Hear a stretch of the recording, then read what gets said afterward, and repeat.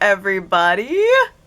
It's Allie, and welcome to our Y&R Chat for Sunday, December 17th, 2023.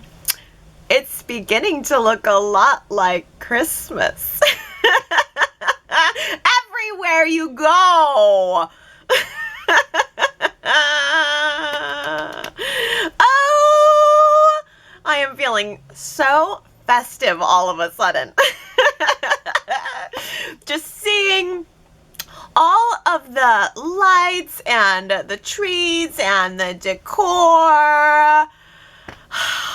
And this is just the first taste too, because we haven't even seen anyone's homes yet. So far, we have seen Christmas decorations decked to the nine for our 3 restaurants, and they're all so completely different too. They all have totally different Christmas vibes. I mean, talk about visual variety. It's just stunning. And I want to ask you guys this week if you have a favorite Christmas decor style of our 3 restaurants. Do you like the Christmas kitschy stuff going on, like with all the stuff like at Crimson Lights, where there's just the kooky coffee mugs and the giant eyes decorated with a Rudolph nose and the giant Santa Claus hanging from the ceiling? Do you like kitschy Christmas, or are you more all about a modern Christmas like at Society? It's glittery gold, silver, and hot pink all over that place. It is like Uptown Girl Christmas. That's how Abby does Christmas. Or do you prefer the kind of classic sophistication of the red plaid and poinsettias at the athletic club? Ooh, that is so cool. Because we've seen the Society set decorated for Christmas in the past. We've seen Crimson Lights decorated in the past for Christmas. But the athletic club set decor, I think, is all new. I seriously doubt Y&R was busting out decorations from when they decorated it 10 years ago. I mean, it felt new. All that stuff, I could swear I never saw it before. I mean, the 2 poinsettia trees on either side of the revolving door, I think that just might have to get my vote. All the little plaid decorations. Oh, and the holly planters on all of the table as the table settings. I don't know. It just felt very country cabin. It felt like a Abbott family country cabin Christmas to me. It felt very warm, very old world, very old money, very rich. I think that might have to get my vote for Christmas decor for this year. What do you vote for? Which is your favorite of those 3? Do you like kitschy? Do you like the modern? Or do you like the classic country vibe? Go to yrchat.com this week and cast your vote. This week, I am all in on Billy. Get it? All in? It's a poker reference. If you didn't know. Oh. Yeah, I really appreciated Chelsea checking Billy's hunger to win against Tucker and where it was all coming from, and could this be tied into his gambling addiction history? I mean, Chelsea really zeroed in on that right away, and that, by the way, is something that Jack did not do, because Billy was giving his poker analogy last week or the week before, and Jack took the information, but he didn't relate it in a larger sense the way that Chelsea did. But as soon as Billy started up that talk with Chelsea. She caught it. And she just held up a bright shining mirror right back at him and let him kind of realize what was going on. That, all of this plotting and scheming that he is doing at Jabot had become like a gambling addiction for him.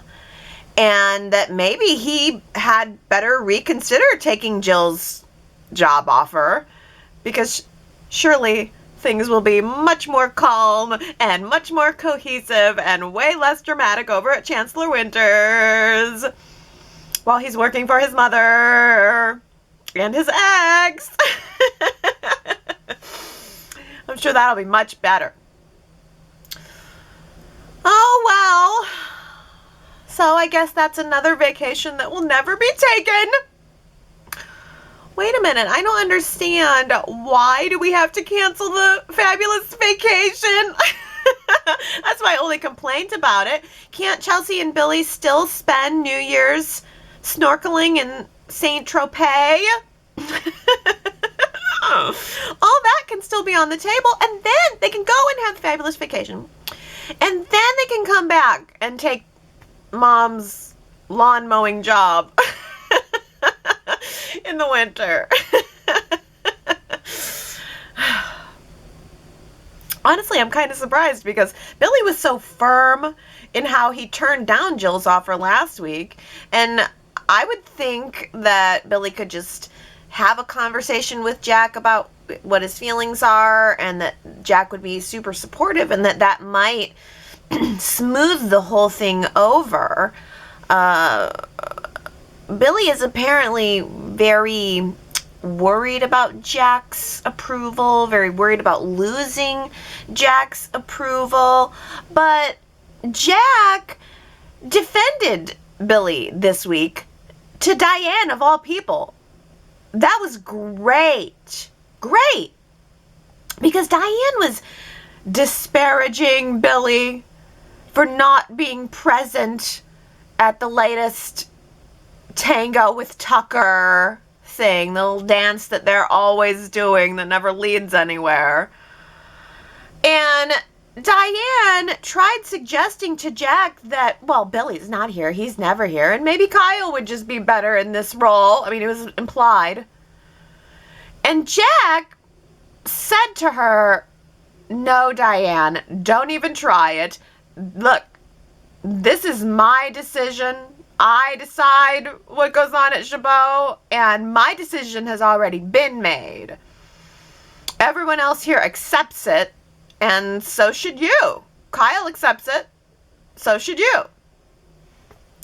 And I thought, wow, way to stand up to Diane in a whole new way, Jack, because he's usually very passive to whatever she wants, but he just stood up for Billy, and I was really happy to see that. I think that Jack means it when he says he wants Billy to have this chance, and I think Jack is actually going to be disappointed if Billy does end up leaving Jabot. I don't think that's what Jack wants, and Billy kind of said, well, I wonder, I think maybe deep down Jack wants Kyle in this co-CEO position, but I don't think so. I think deep down Jack does want Billy there. Plus, in Jack's mind, the Abbotts are about ready to be done with Tucker by selling him a competing company. Yeah, I'm sure that's gonna work. I mean, we'll just make him a competitor for Jabot, and then he'll just go away. Sounds like a great plan. Oh, well, I guess I really shouldn't complain, because at least we have some plans now as of this week. And here they are. The Abbott plan is to have Ashley sell Glissade for an exorbitant amount of money to Tucker. And the price is going to be so high that it will leave Tucker strapped for cash. Okay, sell him the company at an exorbitant rate.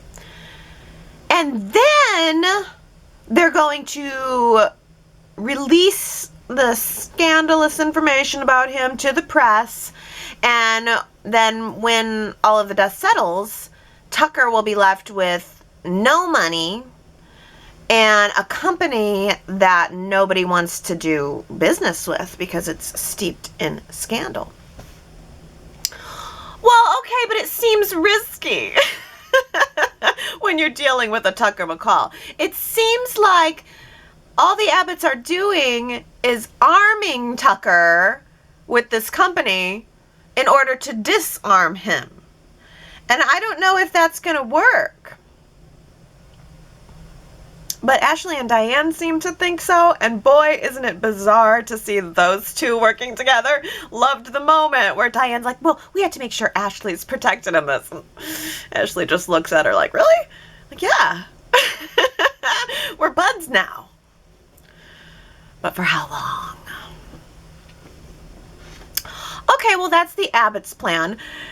Tucker's plan, as he finally revealed it this week to Kyle and Audra, is to get Kyle to steal the recipe for some top secret new miracle beauty product by Jabot.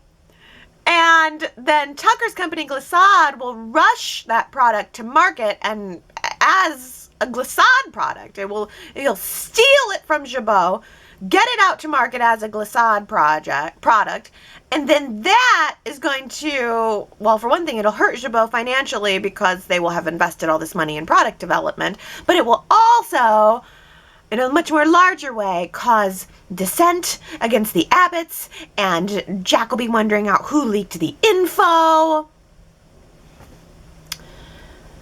And who is supposed to leak that info to Tucker? Well,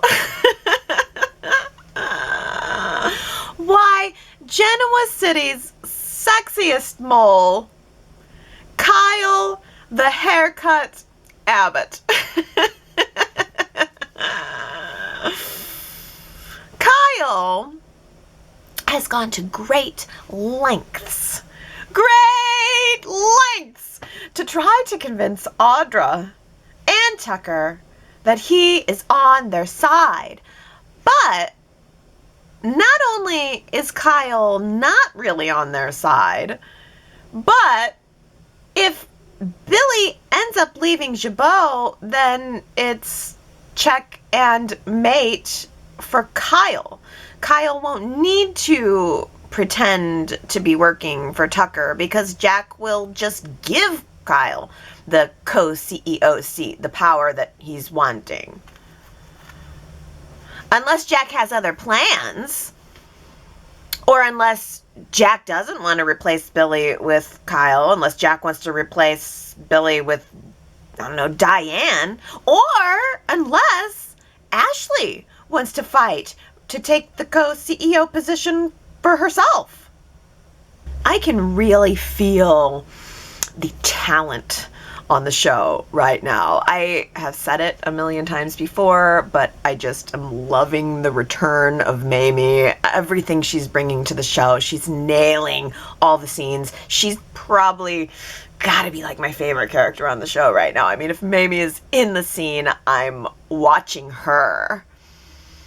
And likewise, I am really enjoying the kookiness of Colleen Zink as Aunt Jordan. I didn't expect to be loving this as much as I am, but Colleen Zink is really great, and this role is really great for her. I mean, she's giving us costumes and over-the-top line deliveries and just faces. The woman knows who she is, and she is gifting us this talent for Christmas. The blonde wig looked amazing. That blonde wig. Is it me, or did she almost look a little bit like Nikki from behind? I'm almost kind of wondering if Jordan is going to begin masquerading around town in that blonde wig to impersonate Nikki. Maybe doing naughty things, maybe even gaslighting Nikki into thinking that she is doing naughty things and then forgetting because she's drunk all the time now. That flask is a joke. It is so cute and so fashionable, but that flask is totally impractical for the level of drunk that she is. I mean, she could only fit like, 2 swigs of vodka into that tiny little flask. Ugh. I loved the moment when Nikki looked at the bottle and then looked at the flask and then looked back at the bottle and then decided to bring the whole bottle up to her lips. Yes. Yes, Nikki. Do it. Bring me this drama. You show that vodka who is boss. Go ahead, refill it with water. No one will notice. It doesn't matter because you're the only one in the house who drinks vodka. No one else in the house drinks vodka except you. It will never be discovered. Yes, I mean, it's the drama's there, and that's what I'm in for. But of course, it is very sad. It's very sad. It's very hard to watch Nikki struggling in this way. And I think she's really going to be in for a bad holiday. I mean, she's totally off the wagon, and she's being pushed. Any effort that she might make to claw her way back onto the wagon, she's being pushed right back off of it by Jordan. Jordan is in Genoa City now, taunting the Newman family. I mean, putting some bullets and a knife in a hotel room and then calling the cops to have Victor and Nick come and find it.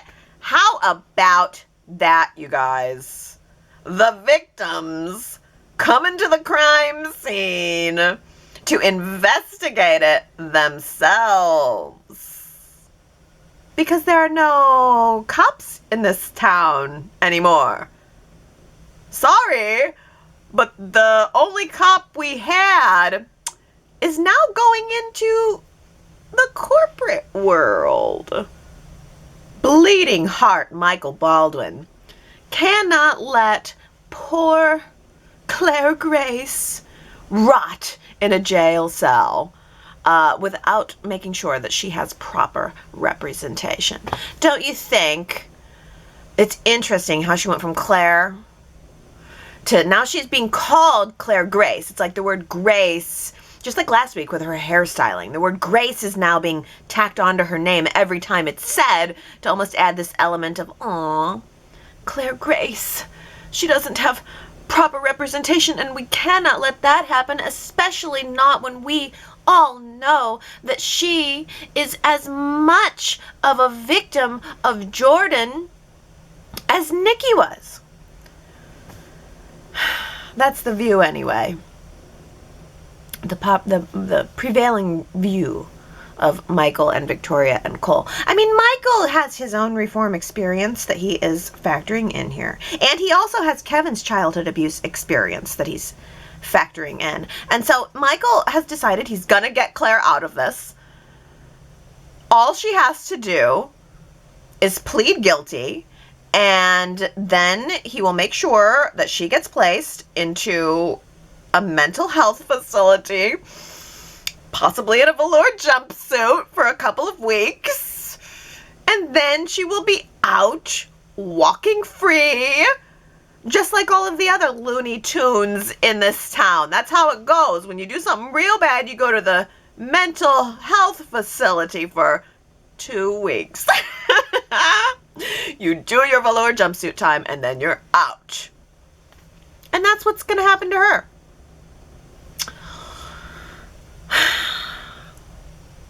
The 2 questions on the table right now are, Number one, is she really Cole and Victoria's daughter?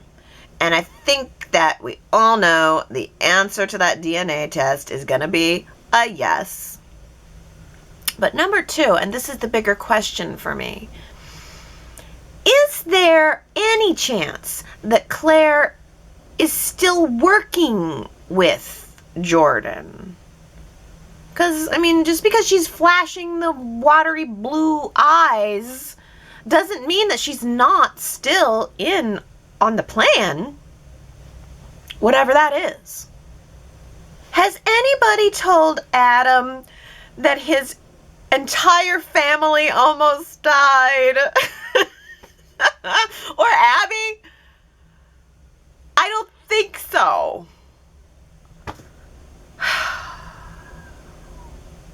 And what would Adam's reaction be if Victor and Nikki and Victoria and Nick all just died one weekend? What would Adam do? Would he dance a little jig? Because, I mean, that would completely free him. He would be free. He would have Newman Enterprises all to himself. He could move into the ranch with Sally. I mean,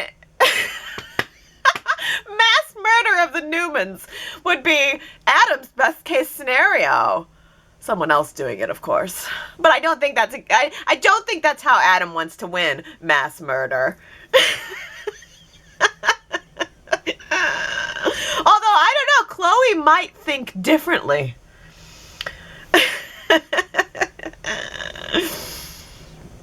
I really liked the moment when Adam told Sally that he does want to beat Victor. Of course he does. But he wants Victor to be in fighting form when he does it. I like that. I like that a lot. So, Adam and Sally had a lunch date this week. She ordered a burger and fries, and he ordered a salad. And I just want to go on record as saying that as a woman, I find this to be incredibly rude. If I am on a date and I allow myself to feel comfortable enough to order a greasy hamburger with French fries, and the guy who's sitting across from me orders a salad, he's dead. He's dead meat. He belongs in my hamburger. But he did bring the hot sauce.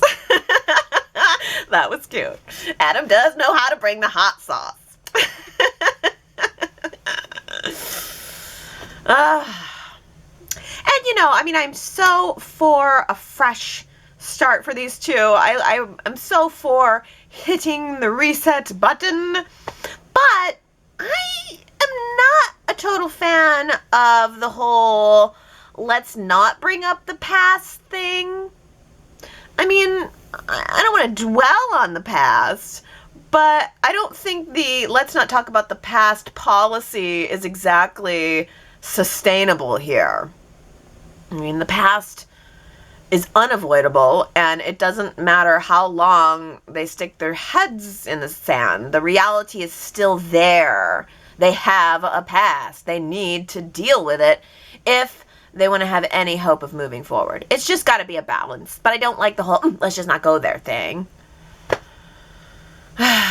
They need to move forward, but not be ignoring of the past. And I don't know, maybe they won't end up moving forward, not if Chloe has anything to say about it. She always has something to say about it. This week, Chloe approached Nick to try to get him to stop Adam from, what was it? Oh yes, sucking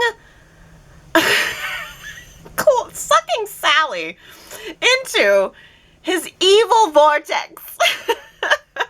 Chloe needs Nick to stop Adam from sucking Sally into his evil vortex. Okay. Look, Chloe, I get it. Adam will always be connected to Delia's death. There is no erasing that past either. But when is Chloe going to realize that the best way to keep Adam away from Sally is to seduce him herself? Phyllis and Christine passive-aggressively fighting it out for Danny's affection is nothing short of magical to me. It is the best. That look that Christine gave to Phyllis through the window of society as she melted helplessly into Danny's arms. Oh, that is the reason why I watch soaps right there. That was the moment of the week for me. Phyllis went to Daniel's apartment to deliver a housewarming succulent. And instead, she found Danny totally posted up at Daniel's apartment with his keyboard and everything. Like he is living there now. Is he living there now? Because why not? I guess every middle-aged man with a brand new apartment wants his dad hanging out there all the time.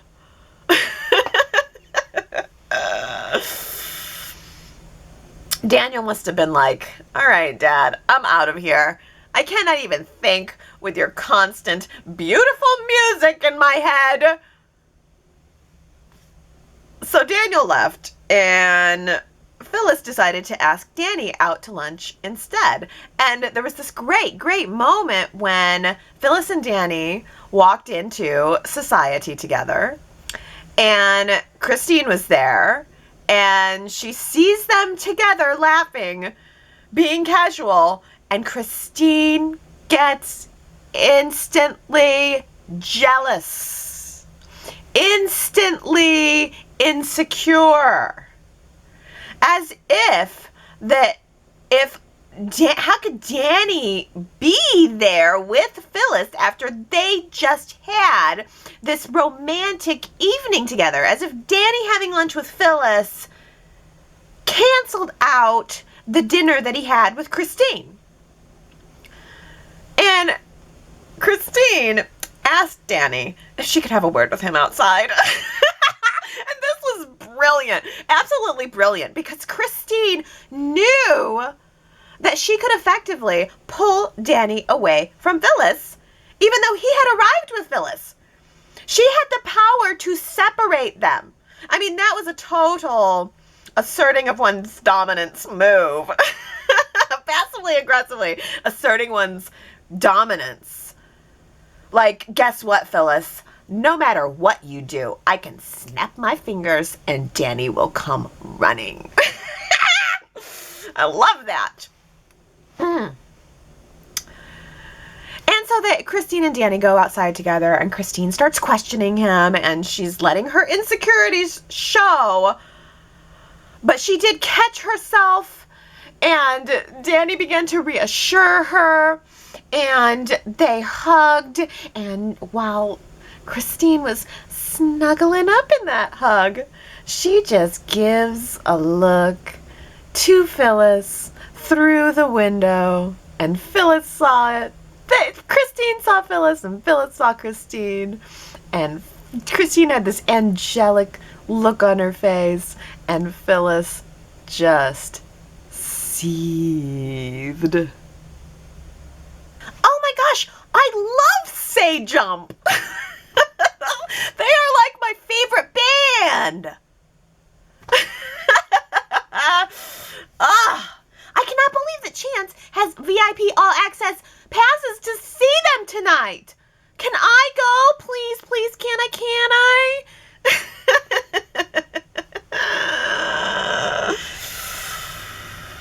Oh, with a name like Say Jump, you know that's going to be a fun concert. Whoa. That's going to be a good time. I mean, what type of music do you think Say Jump plays? What type of music do you suppose it is? Because I don't know why, but I imagine Say Jump is a 90s style boy band. Like, it's like 5 guys with frosted tips and matching tracksuits saying jump all night long. Whew. Oh, but Summer didn't jump at the opportunity to go with Chance to the concert. She hesitated. She resisted. Good girl, Summer. Smart. Real smart. Playing it nice and safe. I like it. Because that concert ticket belonged to Sharon. That was Sharon's concert ticket. And it's sticky. It's messy. And Summer knows it. She said as much to Daniel. But Sharon just doesn't love Say Jump in the way that Summer and Chance and I do. Sharon would rather lock herself in a conference room and rifle through papers all night long rather than go deal with that concert mess. Which I think says a lot, and which I think is a big mistake on Sharon's part. Sharon really needed to try to make time for something like this that was important to Chance, something that Chance was enthusiastic about. And if Sharon keeps blowing off events like this, she's gonna lose him. Because one of these days, Summer is going to stop being nice and start getting real. Carefully curated chaos. That is fun to say. Carefully curated chaos. Carefully curated chaos. It's kind of a tongue twister. And it came from Jack last week. Yeah, that was his description of Tucker's plan, his so-called plan. Carefully curated chaos. I don't even know if that's true, but it was a great line. And congratulations, Henry, Lynn, Justin, Dolores, Ron, Sharon W., good old Marky, Daisy, Brittany, and Kamna. You guys all guessed it. How about this quote for the week? What vintage goes best with gloating? That's going to be a hard one. I'll give you a hint that vintage, we are referring to champagne here. What vintage goes best with gloating? That could be a tough one. But if you think you know the answer, you can go to yrchat.com and leave your guess. And if you get it right, I will give you your shout out during next week's Y&R Chat. And now on to comments. Kamna says, Allie, can the quote of the week be, sex makes me think more clearly? And we thought vamps were a thing of the past. Oh, Kamna, I love that. I love that. Sex makes me think more clearly. Who said it? I think everybody knows there is only one vamp who could have pulled off that line, and her name is Audra. She is so great. And I was just thinking when I was watching that bed scene with her and Kyle on Friday, she is becoming so much more comfortable. She just, there were some points at the beginning when she first came on where sometimes I had a little trouble understanding her. She was stiff. And now in that bed scene with Kyle, she seemed so comfortable and so cool and I was thinking too, like, she is so sexy. And I think sometimes sexy women get hated by other women, and I don't hate her. I mean, I just can't imagine anybody hating her. She's sexy and proud, and she owns it, and she's just like everything. It's sexy done right. I don't know how she's pulling it off, but she absolutely does in that walk. I mean, she's got like the sexy walk. Just everything about Audra oozes sex, and it makes me like her more. It's like, you go, girl. I love the chemistry between her and Kyle. I love the chemistry between her and Tucker. I also really liked the little moment of humanity between her and Nikki, where she could sense that something was off with Nikki, and Audra, always being the opportunist, you would expect to pounce on that or to want to exploit that in some way. But instead, Audra just said, you can talk to me if you want to. Sometimes talking to a stranger is helpful. I'm not going to push you or whatever. I'm just going to go get you a salad. So I appreciated Audra in that moment too. So she's becoming more dimensional. She's not just sexy. She was human in that moment. And I liked it. Naomi says, Heather is certainly sending lots of signals that she wants Daniel back. It's fun to watch her flip that beautiful hair and lean in toward Daniel. It's also fun to see the slight fear in Daniel's eyes. He's no fool, and I'm sure he's aware she's interested. He probably is thinking things might get a little tricky balancing a strictly friends relationship with Heather. He needs to send an SOS to Lily. Naomi, I am specifically so glad you said that about the hair flip, because yes, when she shows up at the apartment and it's just her and Daniel and they're kind of talking by that little bar area, she did this beautiful hair flip and then just the smiling face, and it was so perfect. Like, her hair was perfect and then she flipped it and it was perfect again. Like, pulling off a hair flip that actually looks good twice in a row is masterful. And she is so gorgeous. I'm constantly looking at Veil Voom. I in my head I think Veil Bloom Va Va Voom. That's always what I think. Veil Bloom Va Va Voom, because she is so beautiful. I love the hair, love the face. Her body is rocking, and she stands there in this very sexy way that's like sexy but not intimidating. Not like the way she holds her body is like, yeah, I know I've got a nice body, but I'm not pushing it on you. I'm just happening to show you that I look super cute right now. And I think you're right that Daniel looks a little scared about it. Like, I think that moment where she was kind of flipping in his face, and yeah, I think he knew. He knows this woman. He was married to her. He can certainly tell what the signs and signals are when she's trying to flirt or when she's interested. He knows her. And then we had the follow-up conversation with Summer in the coffee house on Friday, where he's giving Summer advice about Chance, but Summer says, something tells me we might be talking about you too. So we're starting to get the tiniest little hints of Daniel being conflicted. Things with Lily are going so well, but now Heather's blown back into his life. And they were married. By the way, it's worth noting that this Heather and this Daniel were never married on screen. When Daniel married Heather, it was a totally different Heather, and I never felt the vibe on it either. So this is the first time we're seeing Daniel and Heather together in this casting. I think it totally works. Like, I'm feeling the Daniel and Heather, and I think he's finding himself conflicted, and I wonder if I'm going to start to find myself conflicted too. But who knows? If Billy goes back to Chancellor Winters, maybe Lily could end up finding herself drawn back to Billy, and you never know. We could have a couple switch up on the way for 2024. Speaking of Chancellor Winters, Ellen says, OMG, Nate, please stop saying thank you every 5 seconds. It's way too much. Plus, Devon never accepts it without suspicion anyway.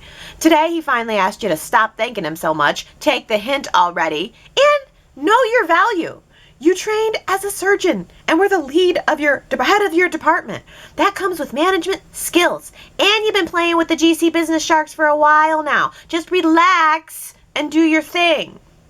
Yeah, I totally agree. Watching Nate grovel to Devon every 5 seconds is going to get old real quick. He's walking around on eggshells, and I suppose it's because he really wants to prove himself, and he knows that he is he's kind of the underdog here. I mean, people are suspicious of him, but it's like the same thing with Nate over and over again. The more he tries to assuage them, the more he just ends up looking guilty for one reason or another. I don't know, but yeah, I don't want to see him kowtowing to Devon for much longer. He's going to need to own his position and step up in that leadership role and show some confidence. And the second he does it, Devon is going to be like, Oh, how about this? Sharon W. says, Chelsea and Billy are so great together. They both bring out the very best in each other and don't try to change each other. They seem also to want the best for each other and are always ready to come to the aid of the other. This is such a departure from the way Billy always was with both Lily and Victoria. They were always condemning his behavior and instructing him to change. He was always apologizing for his actions and felt guilty for every decision he made. Thank you, Y&R, for giving us this romantic fit.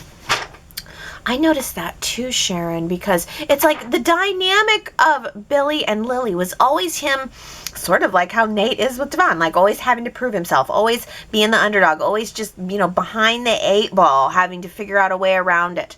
And now here we are with Chelsea, and it's much more balanced.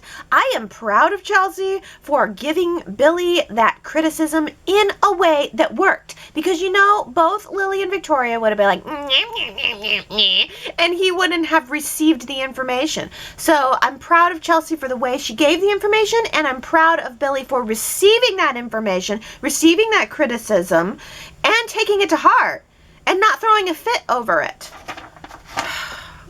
I guess Chelsea's video game is just working wonders for everyone for personal growth. Well, last week I asked you guys if you think it's time we need a little bit of a break from the corporate storylines. I wasn't expecting this slam dunk 96% of you saying yes vote, but the majority of everyone says yes, including Tony. I think we have all agreed to this at one time or another, that we'd like to see some of the more traditional storylines. Affairs, stalking, gossip, family get-togethers, snobbery, a presumed murder, fake a death. The corporate stories on Y&R now have no substance. What do these companies do? They each have 2 co-CEOs, and most have 2 co-COOs and a lot of VPs, and they all just get those jobs on a whim with no qualifications or vote. I vote yes to something else. That just reminded me of the moment where Phyllis had the succulent and she told Danny, I hear you can't kill him. Kind of like me. Ooh, too soon. That actually made me appreciate the light chemistry between Danny and Phyllis as well. But yeah, you make a good point. I mean, and this is great. Affairs, stalking, gossip, family get-togethers, snobbery, presumed murder, fake a death. Like, yeah. How about some of that? I'm not saying I want the corporate storylines to go away. I like them. Those have been traditionally some of my favorite, but we have leaned on it real heavy in the past year or more, and it would be nice to have something different, and that's maybe why I'm enjoying the whole Aunt Jordan thing as a breath of fresh air. Alan said, when Allie announced the weekly poll, I immediately thought of the exact screenshot of Genoa City that she chose for the poll, too. It's the skyline of Genoa City crowded with skyscrapers now. We're supposed to think of corporate life, not charming, close-knit Midwestern town. But cities have a diverse population with rich, interesting lives, and medical, legal, and crime stories would fit right in. Plus, we don't see much actual business. No board meetings, no Jabot laboratories, no business trips, no visits from other business leaders. Everyone works out of the same office. Given the lack of children, teens, and 20-somethings, plus the general lack of a diverse cast, corporate-only stories are very limiting. I understand that the budgets are a restraining factor, but creative use of technology and dialogue and small sets could expand the Genoa City world significantly, in my opinion. Yeah, oh, that's so good. It's like, it's like they're limiting. The corporate stories are there, and they're great, and they have their place, but it is limiting, and there's got to be some ways to get a little more creative of showing us a more diverse Genoa City. Victoria says, I second that. General Hospital is said to have a low budget, but they have all the things you've been talking about. Plus, children on the show actually have storylines. They're not just mentioned and never seen. Also, the younger generation is growing up before our eyes on screen, just like Nick, Victoria, Christine, etc. did on Y&R. So it can be done. And Dolores says, yes, General Hospital shows Daily, weekly variety and story, i.e. major corporations, cosmetics company, magazine executive / publication, police work, hotel owners caring and working there, small cafe in operation, young teens, youths in college, preteens interacting and having problems together and apart, lawyers with cases, criminals going to prison and serving time. They even had a character doing community service shown. Doctors and nurses in the hospital with major medical conditions, shopping for Christmas trees, an autistic young boy interacting lovingly with his family, and a stable worker, of course, and the resident Don, mobster Sonny, just to name a few of the things that happen in Port Charles. It's always an interesting day to see what will be on the canvas each day. Even the opening credits highlight the actors, including the contracted children. So again, yes, I say it would be great to see more variety in Genoa City as an avid fan of Y&R. Wow, there's a lot going on General Hospital that I did not know about. That's amazing. And yeah, if General Hospital can do it, then why can't Y&R? Kamna asks, did anybody else watch the daytime Emmys? Seems like Y&R didn't do so well, only taking home the award for Best Writing Team.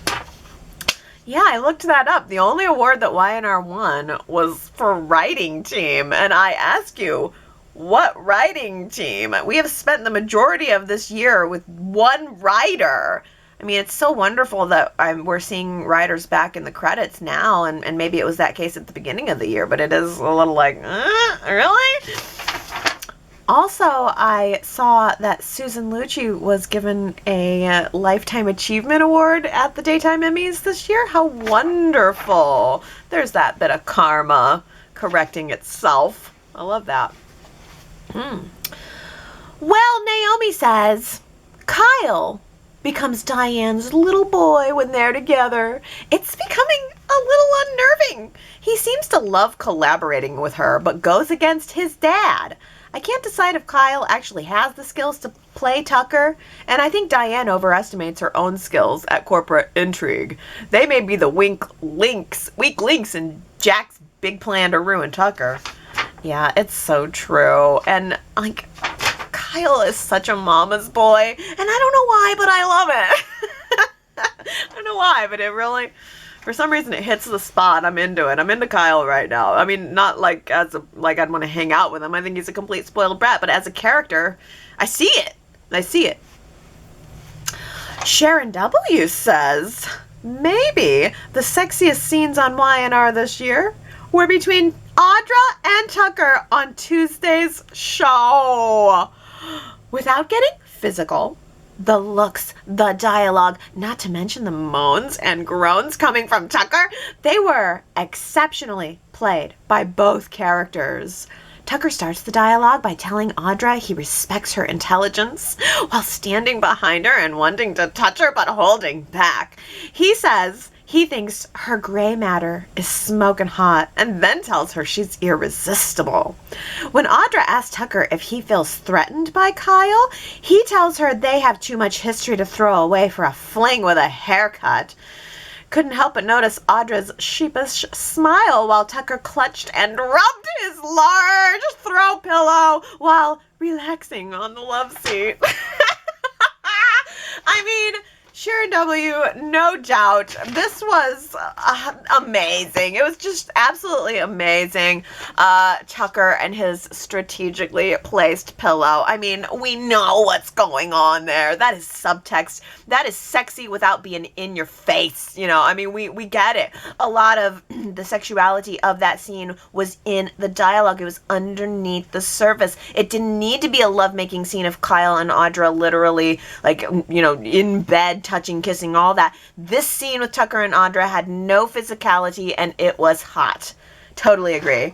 Also, not for nothing, we should have a segment here of just weekly, like, hilariousness from Tucker. But when Kyle opened up the door and Tucker was standing there and gave Kyle the look, and just such a perfect, absolutely perfect nailed delivery as Tucker looked at Kyle and said, "What are you doing here?"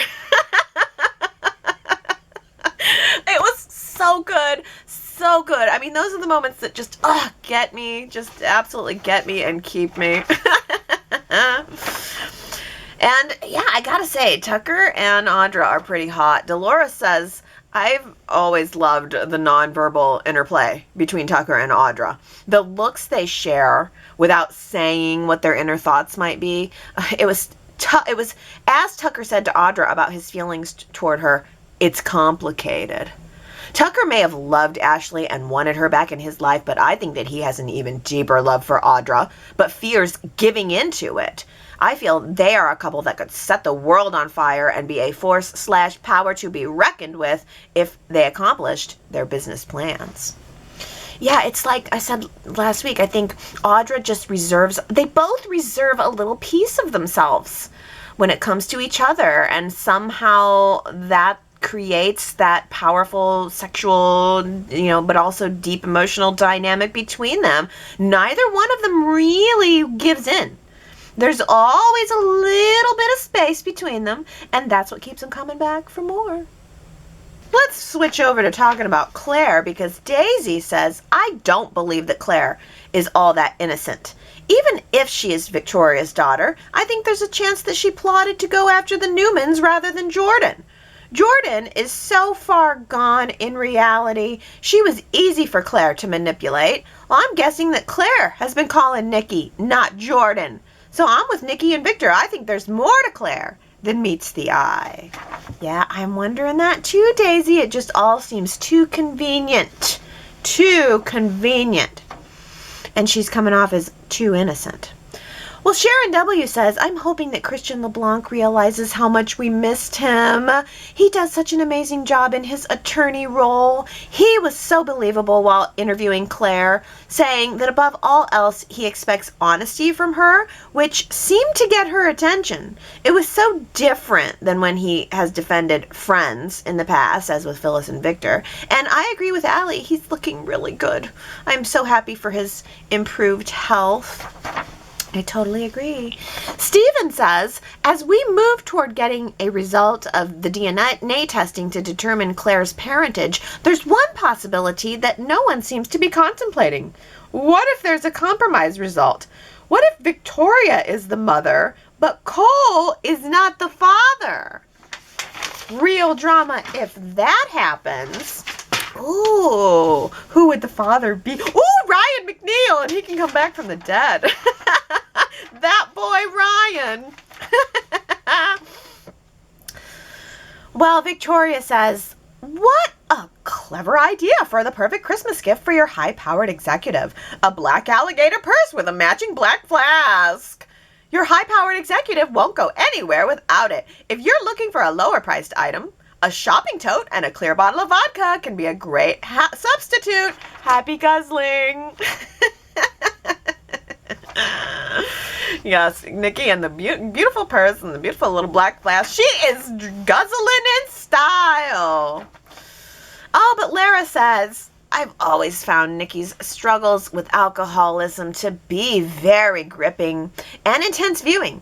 We're used to seeing her with her nose in the air, judging others, but now we see the darkness of her psyche and her shame. I remember when Nikki first abused alcohol, she had a bad fall from a horse and drank in secret because of the severe back pain. When Miguel refused to go out and buy her vodka one time, she fired him. She was married to Jack at the time, but Victor could see what was happening and was very worried about her. He spoke to Jack about Nikki needing help, and Jack said he was taking care of her. And Victor's reply was, "This is how you take care of her?" Oh, Lara, I can almost hear Victor saying that. It's amazing. Well, now this begs a really good question from that preview for next week. Nate is saying to Victor that he thinks Nikki is drinking again. Okay, well, first of all, I wonder how Nate knows that. And it makes me, again, wonder if Jordan is masquerading as Nikki and letting herself get caught. I don't know. But the second question is, when Nate says this to Victor, will Victor believe it? Ellen says, it's very telling the way the Newmans haven't even bothered to tell Adam and Abby about psycho Aunt Jordan who hates all the Newmans. Well, Well, they aren't real Newmans, so I guess they don't need to know. Aunt Jordan wants revenge for the way Victor treated her sister, so any of Victor's children could be a target, right? Nah, that's crazy. Adam and Abby don't count. Never mind. Poisoning, stabbing, kidnapping, escaping from the police, whatevs. It's not all that serious. Oh, yeah. Nobody even bothered, and it's not as if they didn't have the opportunity, because Nick's walking around town like, got stabbed. And Adam's like, what's up with you? And Nick's like, none. Nothing. Oh, boy. Daisy says, I'm tired of Chloe butting into Sally's love life. It's really none of her business. I wish they'd give Chloe another storyline. Maybe she could volunteer at the hospital. Anything to get her away from Sally's choices. Sally's choices, not Chloe's. Well, I'll tell you what, I vote yes to a different storyline for Chloe, because Elizabeth Heinrichsen is great, and the constant nagging, not so much. This is why I am suggesting that she secretly fall in love with Adam after all these years. Do it, Y&R! If you can't make Nikki admit that her feelings for her stepson are actually attraction, then make Chloe do it. Come on, Josh. You want another Emmy next year? Well, listen up. Oh, Sharon W. says, Sally and Adam both looked really happy today at their lunch date, talking about living for today and in the moment instead of looking backwards or forwards. I really liked that. Writers, take a chance and give them a romance like Billy and Chelsea have. Sally and Adam really do need each other. They're so much alike.